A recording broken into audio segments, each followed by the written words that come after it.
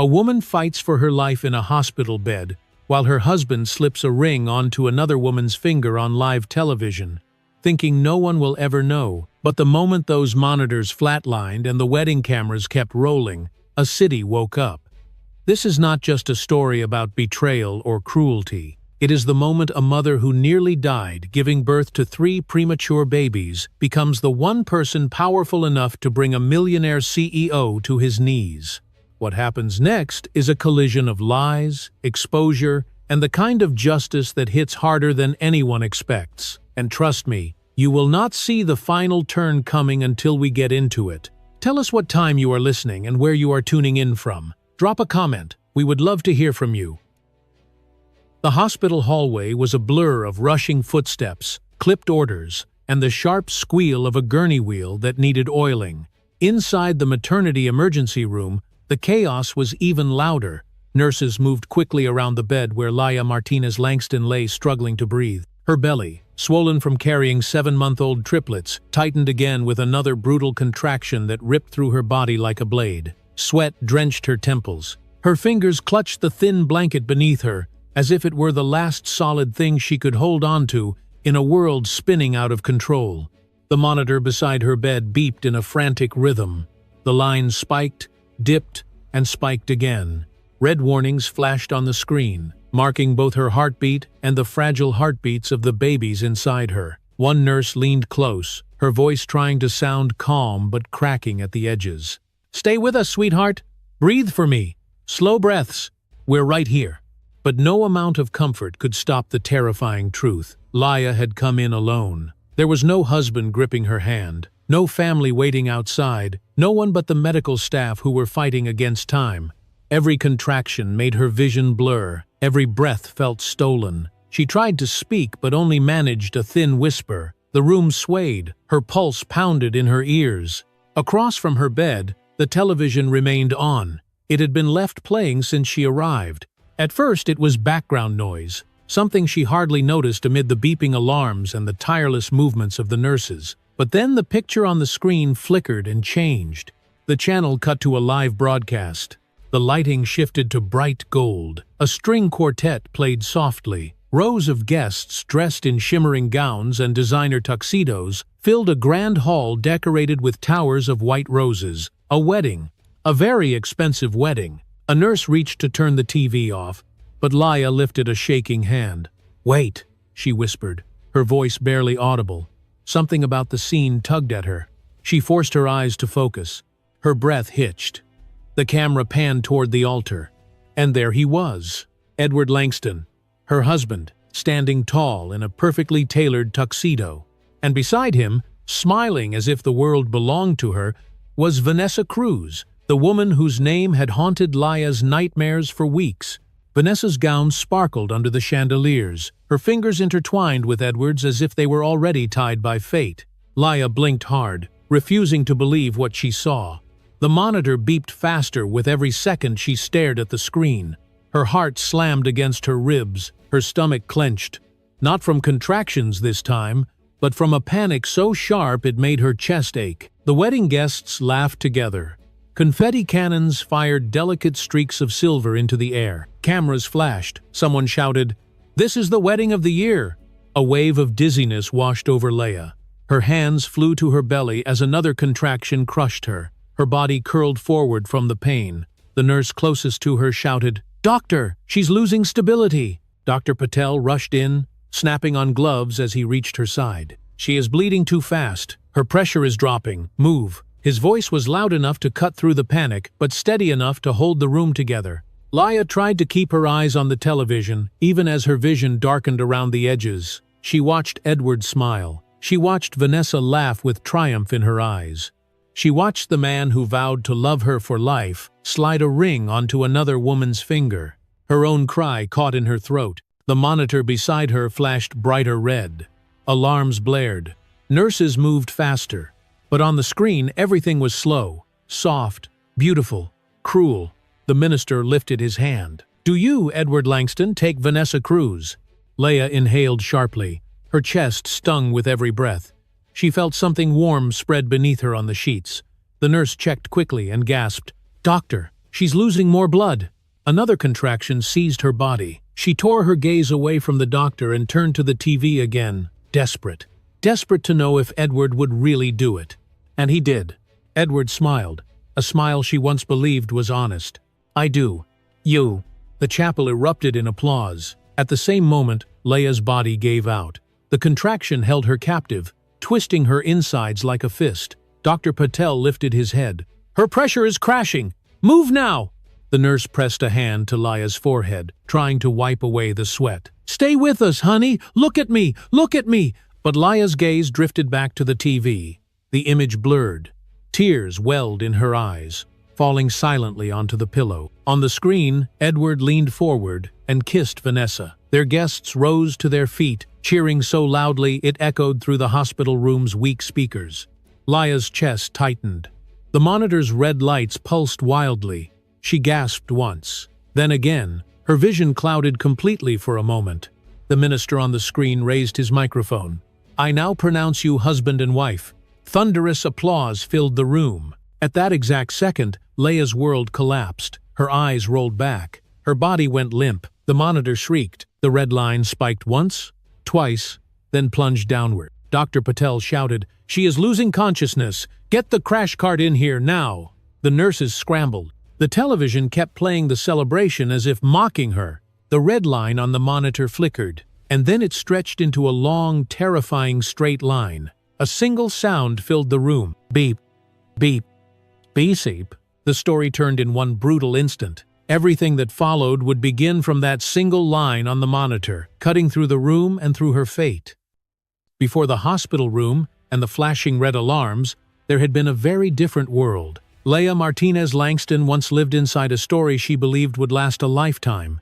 It began years earlier when she was 19, exhausted from double shifts at a small diner just outside the city. She was clearing tables late one evening when a stranger paused by the counter and watched her with quiet attention. He was not yet the multimillionaire the world would come to know. He was simply Edward, a young man in a wrinkled dress shirt who looked as worn out as she felt. He returned the next day, and the day after that. Each time, he greeted her with a gentle smile and left a tip generous enough to ease the worry that clung to her shoulders. He never acted superior or impatient. Instead, he spoke softly, asked if she had eaten, and complimented the way she remembered every regular customer by name. It was his gentleness that broke through the heavy fog she had lived in since her mother passed away. Grief had swallowed her whole, and she had been struggling alone. Edward pulled her back into the light. When her emotions cracked and she could no longer hide the loss she carried, Edward sat outside the diner with her long after closing time. He listened without interrupting, handing her a napkin when tears spilled from her eyes. He told her she did not have to face everything by herself. She believed him, and for the first time in months, she felt that the world had not completely abandoned her. Their relationship grew from those quiet nights. Months later, he knelt in the tiny backyard of her rented room. The porch light flickered above them, and the grass was wet with evening dew. He did not bring a photographer or a crowd.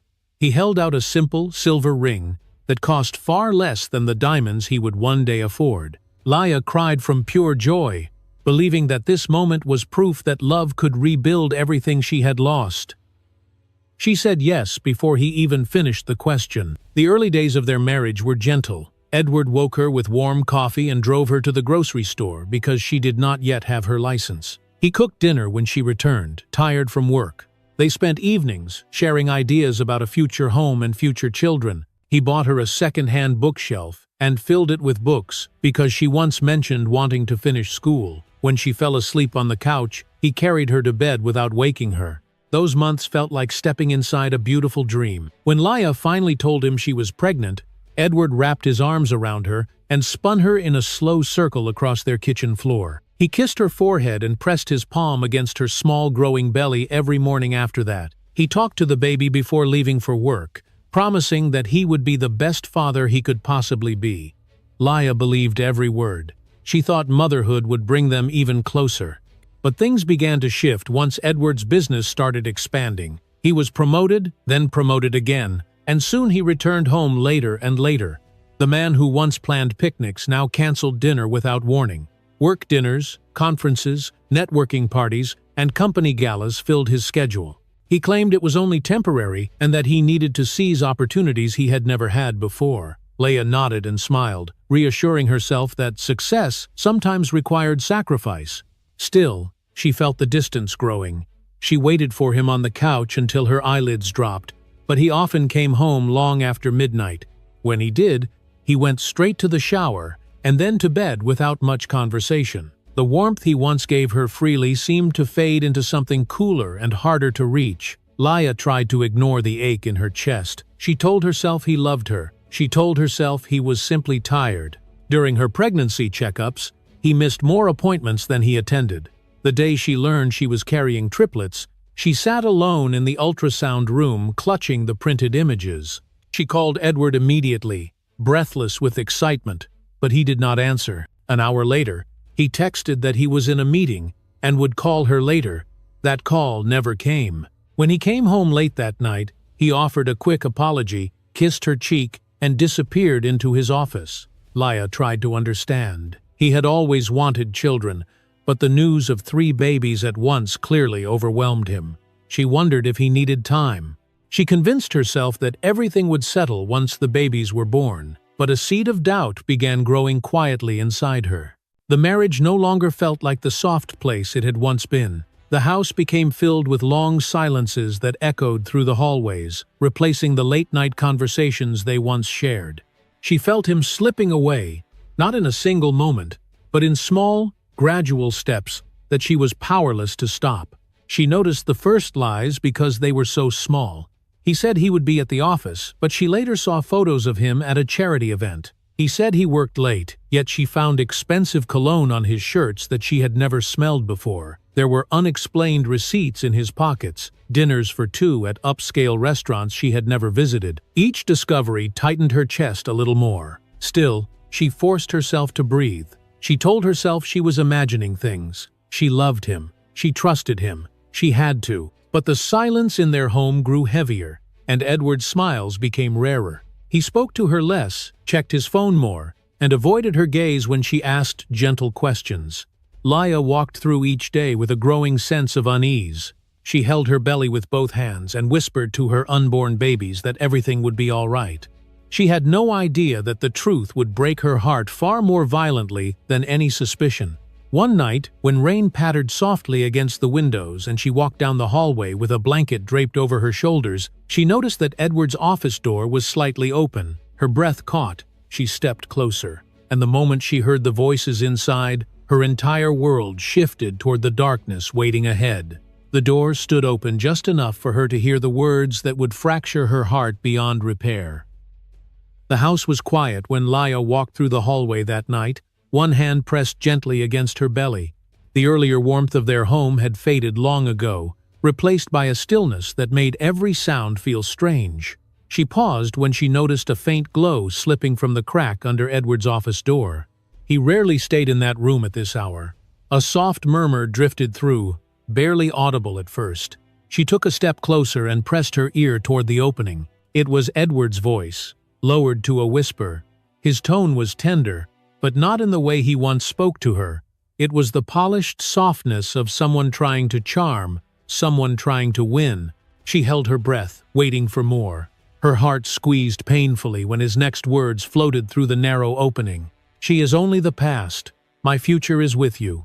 The sentence struck her so hard she almost backed away from the door. Her throat tightened. Her fingers trembled against the wooden frame. She tried to convince herself she had misheard. But then another voice answered him. A woman's voice. Light, confident, familiar. Vanessa Cruz. Leia recognized it instantly. She had heard it once at a corporate gala, and felt something in her sink even then. The realization spread through her chest like ice. She pushed the door open just enough to see inside. Her eyes darted to Edward's desk. A small velvet box lay at the center, the lid slightly open. She stepped forward, drawn helplessly toward it. Her hand shook as she lifted the lid. Inside was a diamond ring that sparkled even in the dim lamplight. It was beautiful. It was expensive. It was not hers. Her vision blurred.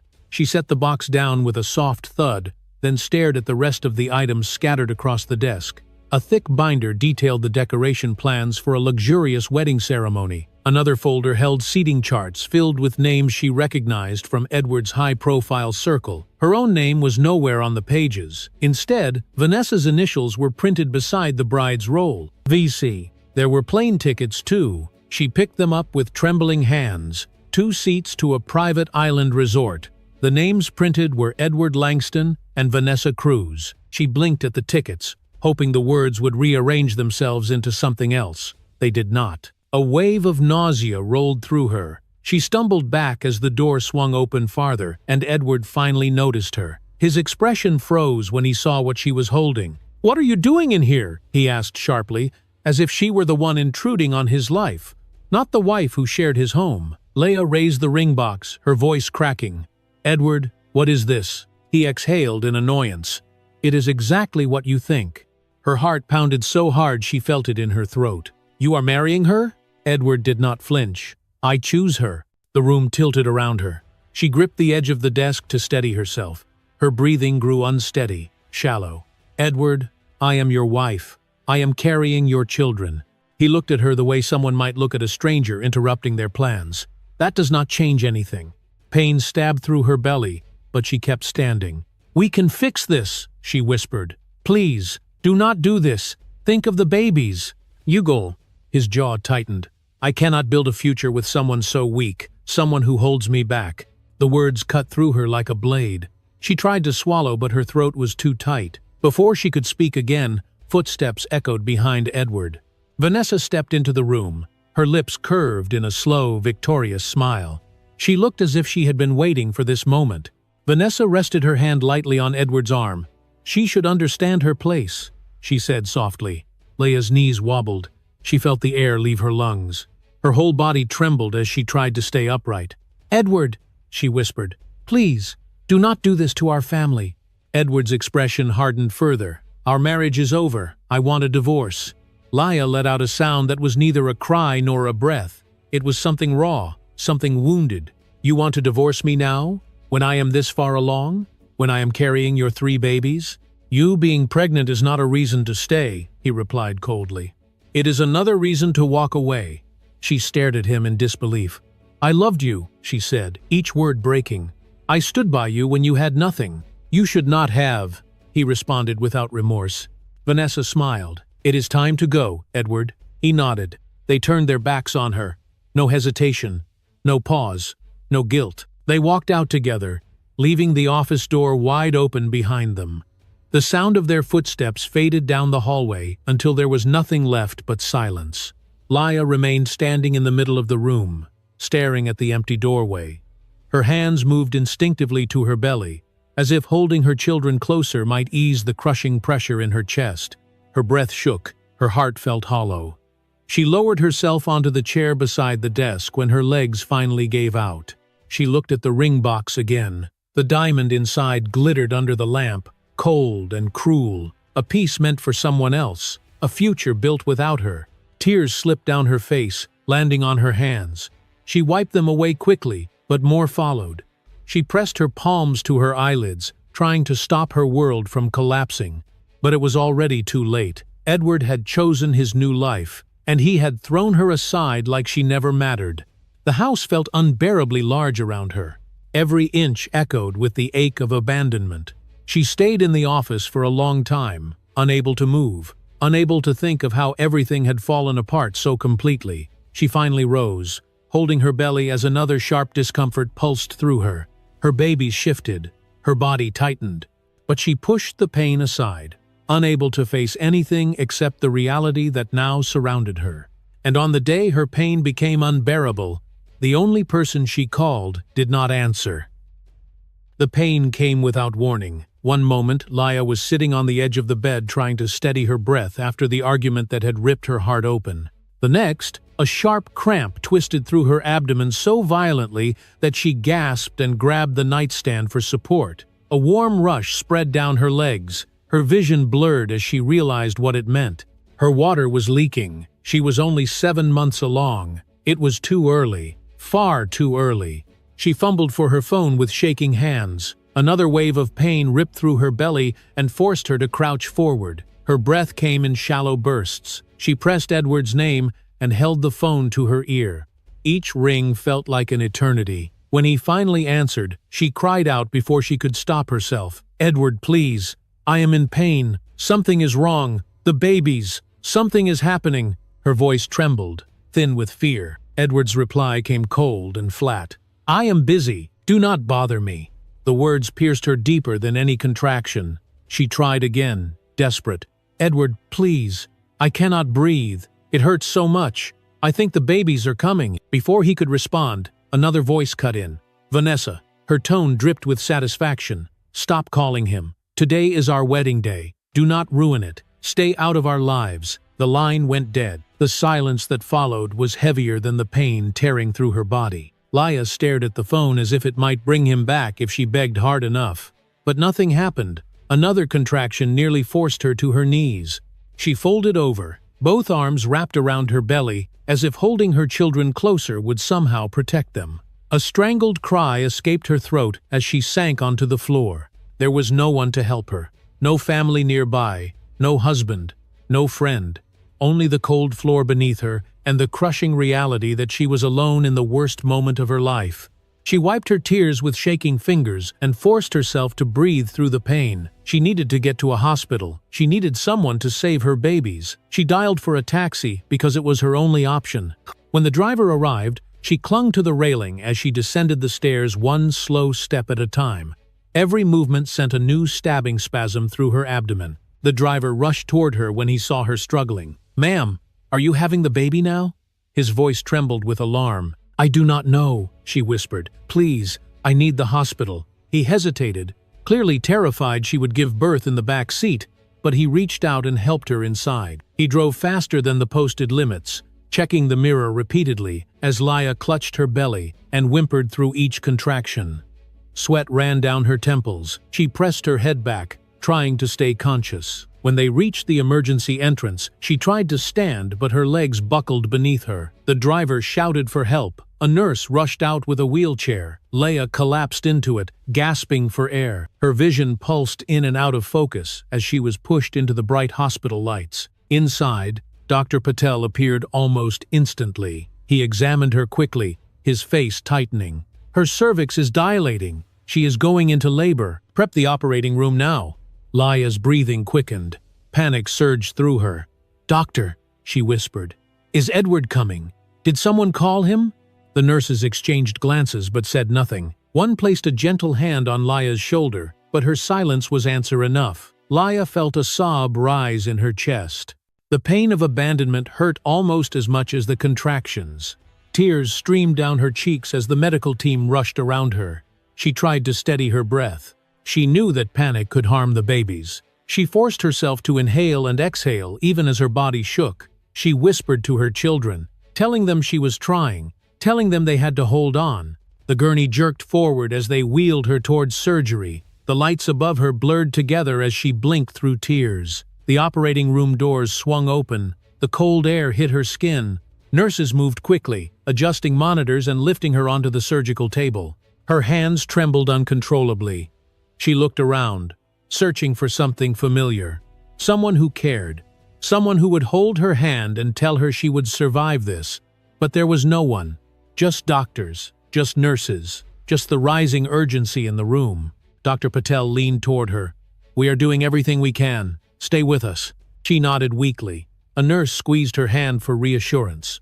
The bright surgical lights flickered on above her. The contraction hit again, harsher than before, stealing the breath from her lungs. Her whole body arched with the force of it.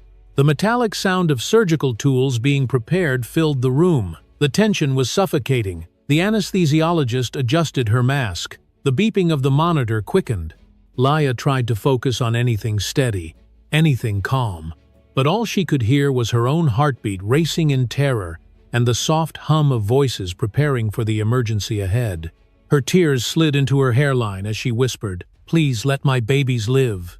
The room filled with motion, the smell of sterilized air, the coldness of the table, the glint of the scalpel as it was lifted into place. Her fear swallowed her whole.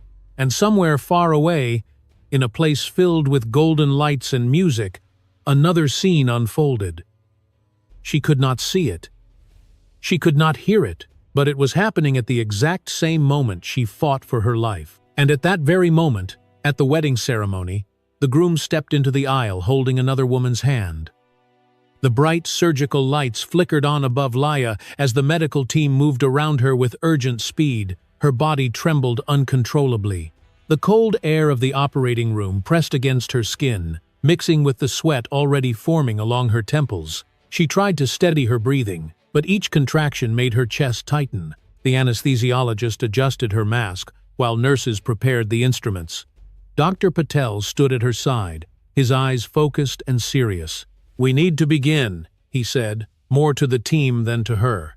A sharp sting traveled across her abdomen as the scalpel touched her skin. Then came the deeper pressure. The incision opened and warm blood spilled out faster than expected. A nurse gasped softly. Dr. Patel's voice sharpened. "Suction! Quickly! There is more blood than projected!" The suction device hummed loudly as the nurses worked. Leia felt the pressure in her stomach shift. Within seconds, Dr. Patel lifted the first baby from her womb. The tiny body was so small, almost weightless. The nurse caught the infant and immediately leaned close to assess the breathing. "One, very weak," the nurse whispered, counting each faint rise and fall of the baby's chest. The second baby came moments later. This one was even smaller. Its breaths were irregular, sharp, and spaced too far apart. Another nurse echoed the same dreadful words. "Very weak."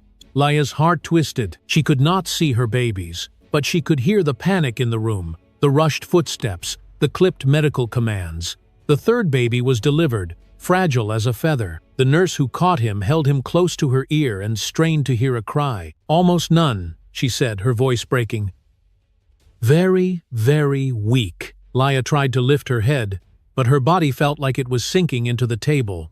The room began to blur as her blood continued to spill. A nurse pressed gauze to the incision while another grabbed the blood transfusion kit. "She is losing blood too quickly," Dr. Patel said. "Start the emergency transfusion." A needle pierced her arm. Cold liquid entered her vein. Her vision flickered. She swallowed, but her throat felt dry. "My babies," she whispered. "Are they breathing?" No one answered. They were too busy fighting to keep her alive. Her body grew heavier. Her lips parted in a faint struggle for air. She heard herself calling, though the sound was barely a whisper. "My babies! My babies!" Her head tilted to the side. She saw 3 incubators being prepared. Nurses hovered over her children, adjusting tubes, checking monitors, calling for more equipment. The sight blurred as darkness crept in from the edges of her vision. A voice rose above the noise. "Doctor, should we call the husband?" Dr. Patel did not hesitate. "He is at a wedding." The words cut deeper than the scalpel had. Even half-conscious, Laya heard them clearly. A tear slid from the corner of her eye. Her mouth trembled, and she let out a soft, broken cry. The pain in her chest spread like fire. Her pulse wavered. The monitor beside her flashed brighter red as her heartbeat grew erratic. The beeping quickened, skipping rhythms. A nurse leaned over her. "Stay with us. Stay awake." But Laya felt herself falling away. The room dimmed. The voices became echoes. Her limbs turned numb. The lights above her stretched into long streaks of white. She could no longer lift her eyelids. She could no longer feel her fingers. The darkness reached for her, warm and heavy. "She is crashing," a nurse shouted. "Doctor, her heart rate is unstable." Dr. Patel's voice snapped through the haze. "Get the defibrillator, now!" The crash cart rolled into place. Someone pulled open her gown and placed the pads onto her chest. Another nurse began chest compressions. Laya felt the pressure distantly, as if her body were somewhere far away. "Charge it," Dr. Patel ordered. The machine whined as it powered up. The tension in the room grew thick. No one breathed. The incubators hummed quietly in the background. The only fragile sign of life besides Laya's failing heartbeat. Laya drifted deeper. She felt herself sinking underwater, the sounds above fading into muffled vibrations. Somewhere in the distance, she heard the faint cry of one of her babies. It was thin and fragile, a small whimper of life. She reached for it in her mind, desperate to hold on to that sound, desperate not to let go. The darkness swallowed her. "Clear!" Dr. Patel shouted. A surge of electricity jolted through her body. Her back arched. The monitor beeped once, then faltered again. Nurses continued compressions. The tension in the room tightened further. The line quivered. The monitor wailed. Clear again. Another shock pulsed through her motionless body. A nurse held her breath. Another whispered a quiet plea. The whir of machines vibrated through the cold room as they fought to keep her heart beating. "Come on," Dr. Patel murmured. "Stay with us." Laya hovered in a space between consciousness and fading life. She could not see. She could not speak. She could only listen. Far away, she heard the soft crying of her children again, like echoes through a long tunnel. She reached toward the sound, not with her hands, but with whatever piece of herself remained awake. The darkness thickened, then everything went silent. Her body stilled as the medical team worked in frantic motion around her. The incubators glowed faintly on the other side of the room where her 3 fragile babies were being stabilized. The operating room hung on a knife's edge between life and loss. And in that moment, as Laya slipped deeper into unconsciousness, the world outside continued without her. A world she once belonged to, a world that had turned its back on her. And at that same moment, inside the wedding hall, applause erupted as the groom slid a ring onto his mistress's finger. The wedding hall glowed like a world untouched by pain. Golden lights shimmered from chandelier to marble floor, bouncing off crystal columns and illuminating the floral arches that stretched across the ceiling. Fireworks crackled outside the glass walls, showering the venue in sparkling reflections that danced across the guests' faces. Everything glittered. Everything sang with celebration. Everything belonged to people who believed the night was perfect. At the center of the spectacle, Edward Langston walked proudly with Vanessa Cruz on his arm. His steps were confident, polished, and steady, as if nothing in the world weighed on him. Vanessa lifted her chin with regal ease, her dress cascading around her like the gown of a queen. She smiled with the brightness of someone who believed she had conquered every obstacle in her path. Guests turned to watch them, their admiration filling the room with murmurs of approval. Photographers hurried to capture every angle. Camera flashes sparked like tiny explosions. Live streams buzzed across platforms as reporters narrated the event. "This is the wedding of the century," one commentator declared into her microphone.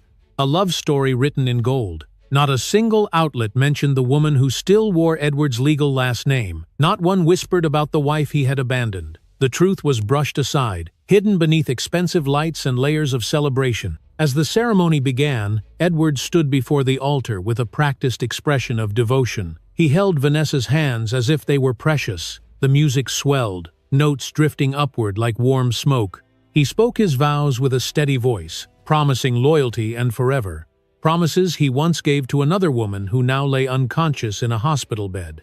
Vanessa turned slightly toward the nearest camera and smiled through happy tears that glimmered like jewels. "Today is the most important day of my life," she said, her voice carrying across both the hall and the live stream audiences. Applause rose from the guests. Crystal glasses lifted high, champagne foamed and sparkled beneath the lights. A group of reporters near the back exchanged quiet words. "I heard his ex-wife vanished," one whispered. "Some say she left without a trace," another added. "No one has seen her in ages," a third murmured. They spoke as if Laya had never existed, as if her disappearance was a minor rumor rather than a tragedy unfolding in a hospital miles away. Edward and Vanessa walked together toward the towering 10-tier wedding cake, a creation so tall it seemed to touch the lower chandelier. The cake was adorned with edible pearls and white rose petals. They lifted the silver knife together. With staged elegance, they sliced the first piece. Cameras burst with more flashes. Someone cheered loudly. Laughter rippled around the room. The master of ceremonies stepped forward, raising a microphone. "Ladies and gentlemen," he called out with booming energy, "it is time for the moment you have all been waiting for. Kiss the bride." The crowd erupted in excitement. Vanessa turned toward Edward, her smile wide and triumphant. He leaned forward, closing the final inches between them. At the very same moment, a television in the dim recovery room of the hospital flickered and brightened. The screen displayed the exact scene unfolding at the wedding. The golden lights, the applause, the kiss about to happen. The broadcast illuminated the still face of Laya, who lay unconscious beneath tubes and monitors. Her chest rose only slightly with each shallow breath. Though she was not awake, the sound seeped into her fragile awareness. The cheering from the wedding traveled across the room like distant thunder. Her heartbeat fluttered, her eyelids twitched. Her body sensed something even if her mind could not place it. The applause from the wedding burst through the speakers as Edward and Vanessa's lips finally met. The celebration filled the hospital room in sharp, echoing tones. Laya's heartbeat stumbled. The monitor beside her beeped rapidly. The rhythm jumped, then staggered. A nurse walking past the doorway heard the pitch of the alarm change and rushed inside. "Her heart rate is dropping!" the nurse shouted. Laya's face tightened in a faint, pained reflex. Tears leaked from the corners of her eyes. Though she was lost in a haze between life and fading consciousness, her pulse grew weaker. The monitor blinked an urgent red. "She is crashing," the nurse called out. "We need the team now." Medical staff rushed into the room. The air filled with commands and the rustle of urgent movement. The nurse pressed buttons on the wall, activating emergency alerts. The television continued broadcasting the wedding kiss, unaware that its sounds were colliding with a fight for life only feet away. Laya's heart gave one last uneven attempt to stabilize. Then it stopped. The monitor drew a long, flat line. A shrill alarm filled the room. The nurse grabbed the crash cart. Another pulled back the blankets. A doctor sprinted through the door as gloves snapped and equipment clattered. The last flash from the wedding kiss faded from the screen, just as the hospital room plunged into full emergency mode. The hospital alarms blared, and fate turned at that exact defining moment. The flat, continuous tone filled the operating room with a chilling finality. The monitor displayed a single, unbroken line, cutting across the screen in stark white. Everyone in the room froze for a breath, struck by the sound that signaled a heart no longer beating. The stillness lasted only a second before Dr. Patel snapped into motion. "Charging," he ordered. The defibrillator paddles pressed against Laya's chest. Her body jerked when the first shock coursed through her, but the monitor did not change. The line remained still. The room felt tighter. A nurse wiped tears with the back of her hand, but kept moving. "Again," Dr. Patel said. His voice was firm, even though his eyes revealed the urgency beneath. The second shock hit her with a sharp jolt. For a moment, nothing happened. Then, there it was. A weak, fragile spike flickered onto the screen. The line trembled. Another beat followed, barely visible but undeniably real. The entire room let out a faint gasp of hope. A soft voice whispered, "We have something." But while her body remained on the table, Laya drifted somewhere else entirely. A fog surrounded her, warm and strange. She felt weightless, as if floating in a place that did not belong to the hospital or to pain. Through the haze, she saw a familiar silhouette forming. It was a woman with gentle eyes and soft hands. Her mother, the mother she thought she had lost forever. "Mama?" Laya whispered, her voice sounding small in the quiet space. Her mother reached for her, cupping her face with warmth she had not felt in years. "My sweet girl," she said softly, "you cannot leave yet." Tears rolled down Laya's cheeks even though her body lay unconscious. "I am so tired," she said. "It hurts. I cannot fight anymore." Her mother's voice was tender but firm. "You have 3 little souls waiting for you. They need you. You cannot let go." Somewhere far away, in the real world she could no longer fully sense, her 3 newborns cried from inside their incubators. Their tiny voices echoed faintly through the operating room. The nurses heard it. The sound shook them. One nurse pressed down on Laya's chest, performing compressions while tears streamed down her face. "Come on," she pleaded through trembling breaths. "Your babies need you. Please stay with them." The beep on the monitor strengthened. It was still weak, still unsteady, but it was no longer fading. Dr. Patel watched the rhythm build with cautious hope. "Keep going," he ordered. "We are not losing her."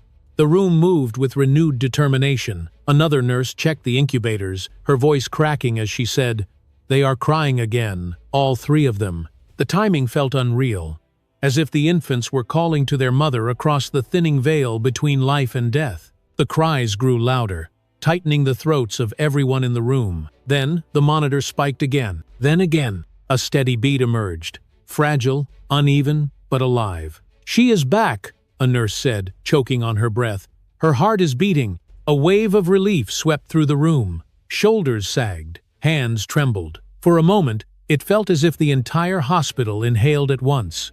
"Move her to the critical recovery unit," Dr. Patel instructed. She has survived the arrest, but she is far from stable.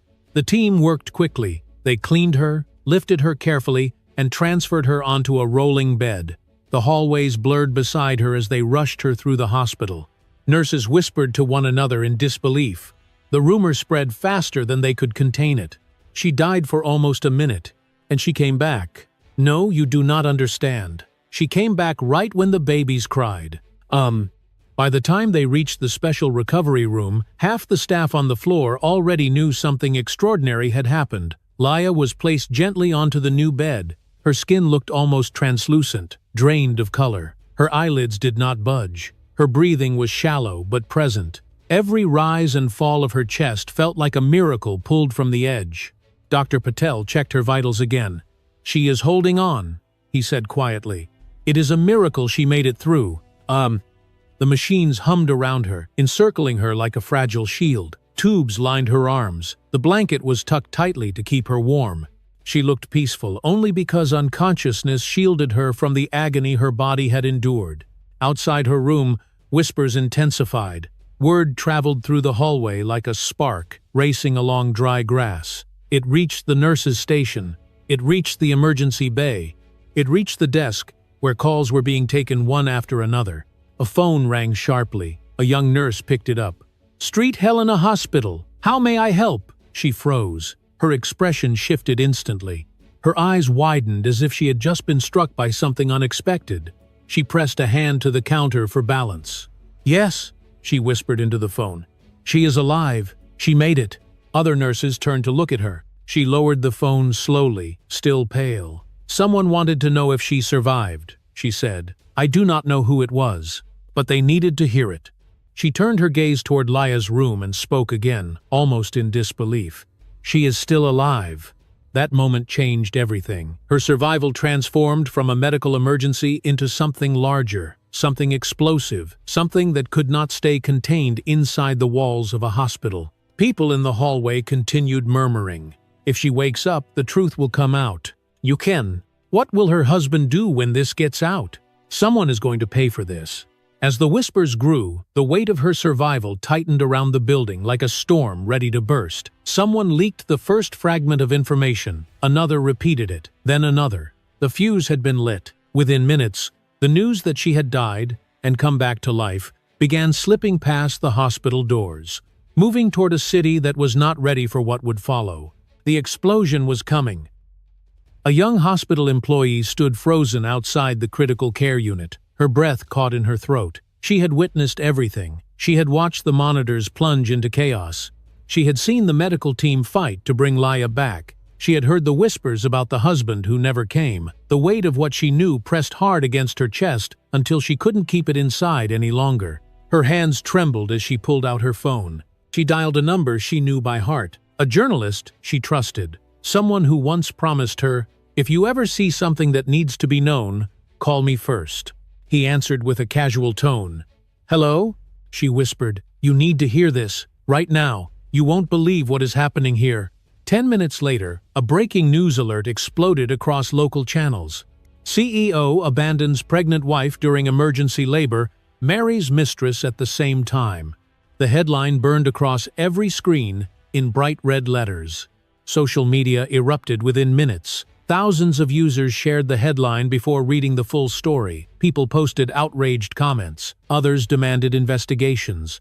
Within 15 minutes, the story became the #1 trending topic nationwide. News tickers scrolled non-stop on television screens. Talk show hosts interrupted their regular programs to discuss the shocking allegations revolving around Edward Langston. Reporters stitched clips together. On one side of the screen was the glamorous wedding, with Vanessa Cruz laughing under shimmering lights. On the other side, grainy footage from the hospital hallway showed doctors rushing into the operating room carrying defibrillators. The contrast ignited a wildfire of rage. "How can he do this?" viewers commented. "His wife is dying while he's cutting cake with someone else. He should be in prison." At the wedding venue, the atmosphere shifted. Guests sipped champagne, unaware at first, until the first whispers rippled through the hall. A reporter leaned toward another and muttered, "I heard his real wife is still alive." "Alive?" the other replied, eyes widening. But everyone said she disappeared. No, she's at the hospital, and she almost died. Their voices were low, but not low enough. Word began to travel. Eyes darted toward Edward and Vanessa. Conversations grew tense. Vanessa's smile faltered as a staff member rushed to her side, whispering breathlessly into her ear. She stiffened. "Edward!" she hissed, pulling him aside. "Something is happening. The media knows. They are saying this will destroy you." "What?" he snapped, turning sharply. Before she could answer, his phone rang. The name on the screen made his stomach drop. Melissa Grant, his assistant. He answered quickly. "Melissa, what is it?" Her voice came out in a rush. "Sir, it's your wife. She isn't dead." All color drained from Edward's face. He staggered back, gripping the nearest table for support. "What do you mean she isn't dead?" he demanded. "She went into cardiac arrest," Melissa continued. "But they revived her. She is in critical condition." Edward swore under his breath. Vanessa's face turned pale. "We need to leave," she whispered urgently. "Right now." Before he could respond, another alert buzzed through his phone. Then another. His company's investors had begun sending urgent emails. "Explain your involvement in this scandal immediately. Stock value dropping rapidly. Need clarification. This could destroy the brand." Edward's pulse hammered in his ears. He opened a financial app with shaking fingers and watched as the stock price of Langston Enterprise plummeted in real time. The once stable value was crashing, point by terrifying point. Outside the hotel, chaos erupted. Dozens of paparazzi gathered around the entrances, flashes firing like lightning. News vans screeched to a stop near the front doors. Reporters shoved microphones into the air. When Edward and Vanessa finally appeared in the doorway, trying to flee, the mob surged toward them. "Edward, is it true your wife almost died alone in the hospital? Did you abandon her for this wedding? Why were you celebrating while she was in emergency surgery? Is she really alive right now?" Edward's breath quickened. Vanessa clung to him, her knees trembling. A reporter pushed closer. "Do you deny abandoning a pregnant woman during labor?" Vanessa's face drained to ghost white. She had never imagined the wedding would become a battlefield. She clutched Edward's arm like a lifeline. "Edward," she whispered, shaking. "Everyone is filming this. We have to go." Edward looked around. Cameras everywhere, microphones, phones live streaming their every movement. Each second felt like a noose tightening around his life. He needed to get out. He needed to escape the wall of questions. He needed distance from the disaster he helped create. He shoved past the reporters, pulling Vanessa with him, trying desperately to reach the car waiting at the curb. Security struggled to hold back the growing crowd. It felt like the world had turned against him, and he had no idea that what waited for him would be far worse than flashing cameras or falling stock prices. He thought the mob, the reporters, the humiliation, the scandal was the worst thing the night could bring. He was wrong, dangerously wrong, because as he ran from the wedding hall, breath shallow, panic rising, the most terrifying truth of all was waiting for him at the hospital. Edward burst out of the wedding hall in a panic, shoving past startled guests who had no idea what was happening. Only minutes earlier he had been basking in the glow of flashing cameras and applause. Now he ran across the marble floor like a man fleeing a burning building. His vision blurred. His breath came in short, broken gasps. People called his name, but he did not hear them. His mind was spinning, suffocated by fear. Outside the venue, chaos erupted the moment he appeared. Reporters swarmed him like a hive of furious bees shaken open. Cameras flashed in his face. Microphones banged against his chest. Someone shouted a question so loudly it rang in his ears. "Is it true your wife almost died while you were cutting the wedding cake?" Another voice followed, even sharper. "Why did you abandon a pregnant woman in labor?" Edward tried to cover his face, but the lights were everywhere. The crowd grew thicker. He stumbled off the curb and nearly fell. Security pulled some reporters back, but they pushed forward again with renewed fury. His phone buzzed endlessly in his pocket. He grabbed it with shaking hands. Investor names filled the screen. Dozens of calls, dozens of messages, each more panicked than the last. "Explain the scandal immediately. We cannot protect you from this. Stock value is crashing." A new alert popped up. The live market chart flashed bright red. The stock of Langston Enterprise was in freefall. A line that had once climbed steadily now plunged straight downward, point after point, disappearing into the lowest values he had ever seen. The words on the analyst update struck him like a blow. Unstoppable decline. His stomach twisted. He felt the ground sway beneath him. A shrill voice cut through the noise behind him. Vanessa. She had followed him outside, mascara streaking down her cheeks. Her phone vibrated non-stop in her hand. "My sponsors are dropping me," she screamed. "Every single contract. They pulled my entire campaign. Do you hear me? Everything. Gone." He barely looked at her. The panic inside him grew like a crushing fist. She grabbed his arm, shaking him. "This is your fault," she shouted. "All of it. You should have told me she was still alive. You lied to me. You ruined everything." But it was not her rage that frightened him. It was the realization spreading cold and fast through his chest. If Laya survived, she could tell the world the truth. She could destroy him completely. Everything he had built, every facade he had polished, every ounce of his success would crumble, and for the first time, Edward understood what true fear felt like. He needed to get to the hospital. He needed to know exactly what she knew. He needed to get ahead of this before it ended his life. He pushed Vanessa's hands away and shoved his way through the reporters, sprinting toward the street. His driver barely had time to open the door before Edward threw himself inside. "Go!" he demanded. "Drive to Street Helena Hospital, now." The car sped across the city while his phone continued buzzing. News notifications filled the screen. CEO abandons pregnant wife during emergency labor. Triple newborn survive while mother fights for life. Wedding of the century turned into public outrage. Edward rubbed his face with both hands.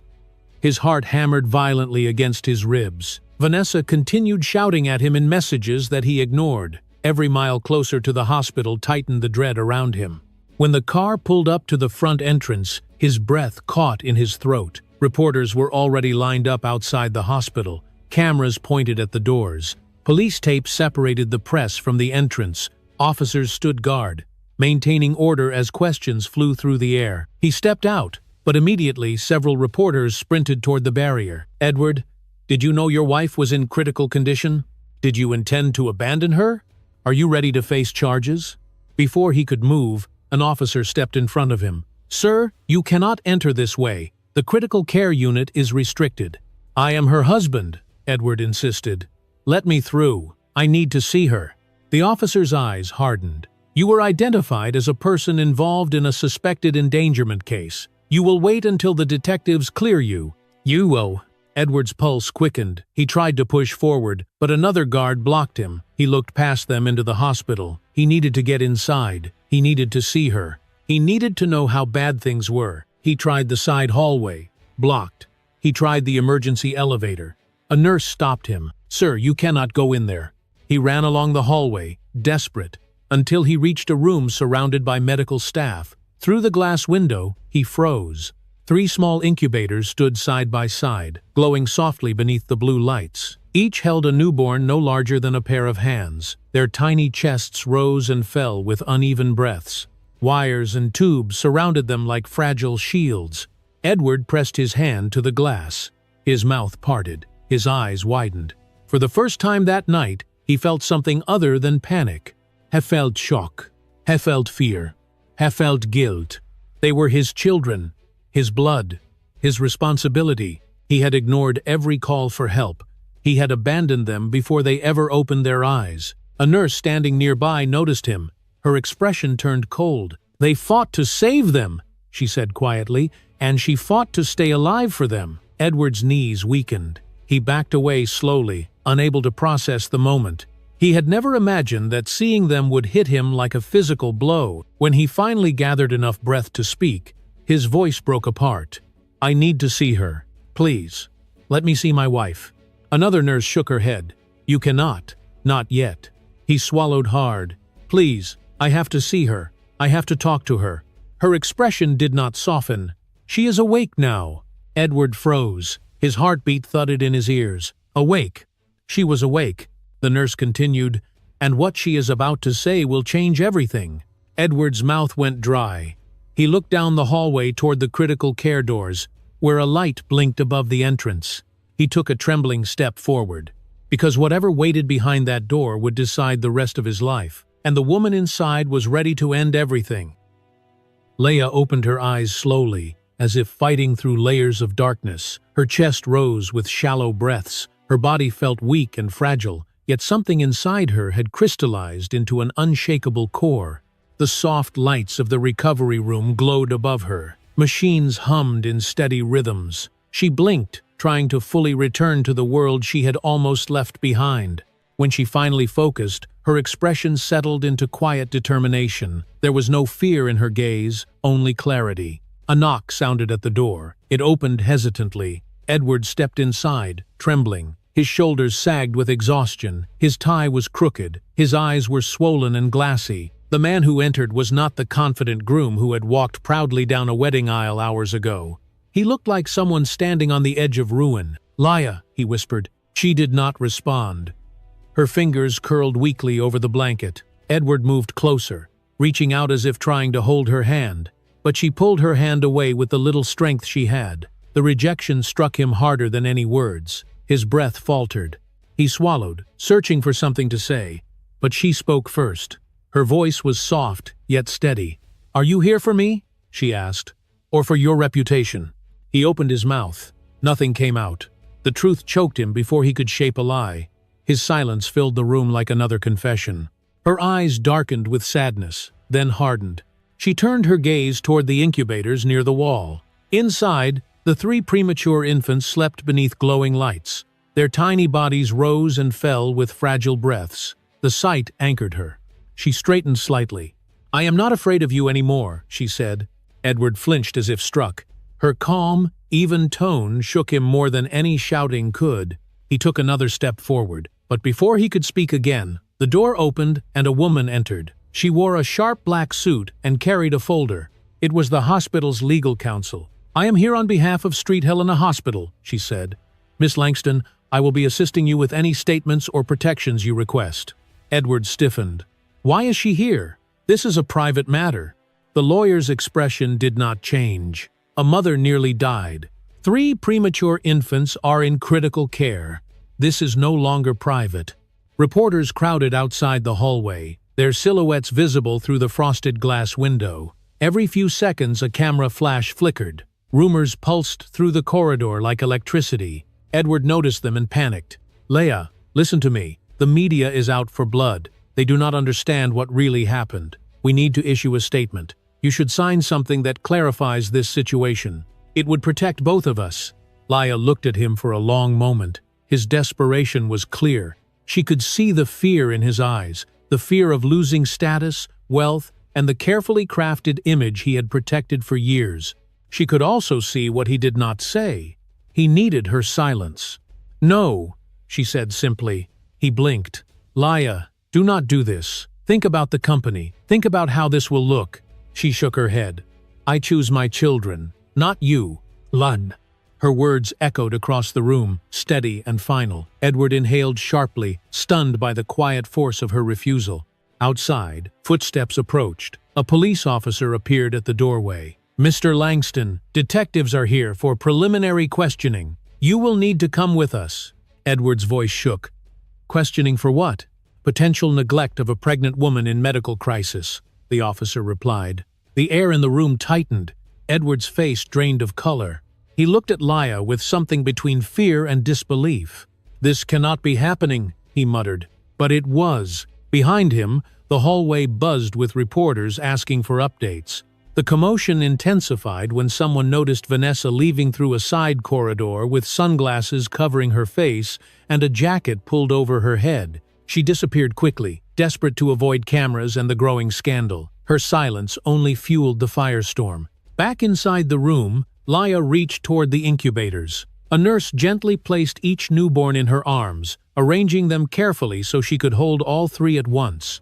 Tears filled her eyes, but they were not tears of weakness. They were tears of relief, love, resolve. She looked down at her children, their tiny fingers curling instinctively around her own. "We will live differently," she whispered, her voice trembling with emotion. "We will live better. I promise you that." The lawyer stepped closer. "Miss Langston, people are gathering outside. They want to know how you are. They want the truth." Leia nodded faintly. She understood what this moment meant. She understood the weight of surviving what she had survived. She understood that the city was watching, waiting, choosing sides. She looked toward the doorway where Edward stood frozen, surrounded by officers waiting to escort him away. Her expression did not hold anger, only certainty. For the first time since all of this began, the power in the room did not belong to him. It belonged to her. A hush fell over the room as her 3 infants tightened their tiny hands around her fingers. Their warm, fragile touch traveled straight through her chest, anchoring her deeply to the present. It was a beginning.